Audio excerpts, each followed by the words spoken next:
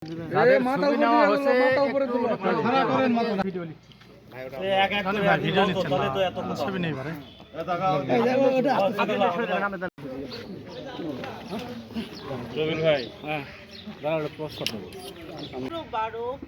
তারিখে কালাই থানার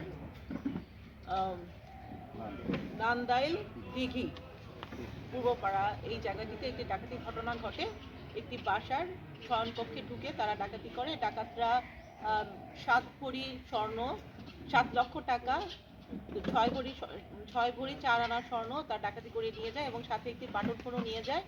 এতে করে এই ঘটনা ঘটার পরেই আমরা তদন্তে নামি এবং আমাদের একটি চৌকস টিম তদন্তে নামে। এই অবশেষে আমরা 5 জন ডাকাতকে ধরতে পারি। এজাহার নামীয় একজন এবং তারই স্বীকারোক্তির মতে আরো 4 জন আসামিকে আমরা ধরেছি এবং পাশাপাশি ডাকাতির কাজে ব্যবহৃত তালা কাটার যন্ত্র, ধারালো ছোড়া, হাতুড়ি, প্লাস এবং লোহার রডও আমরা উদ্ধার করেছি।